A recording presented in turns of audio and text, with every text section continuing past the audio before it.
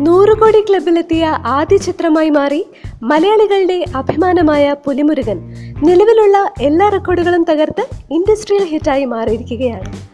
Box office റെക്കോർഡുകൾ ഭേദിച്ച ധാരാളം മലയാളം ചിത്രങ്ങൾ നമ്മുടെ പ്രിയ നടന്മാർക്ക് അവകാശപ്പെടാനുണ്ട്. അകാലത്തിൽ നമ്മെ വിട്ടുപോയ ജയന്റെ 1980 പുറത്തിറങ്ങിയ ചിത്രം അങ്ങാടി ഒരു ഉദാഹരണമാണ്.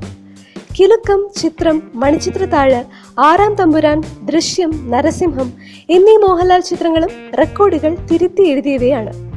1983 പുറത്തിറങ്ങിയ ചിത്രം ആ രാത്രി, തുടർന്ന് വന്ന New Delhi, Hitler, the king, Rajamanikyam ഇവയിലൂടെയെല്ലാം മമ്മൂട്ടിയും റെക്കോർഡുകൾ കീഴടക്കി.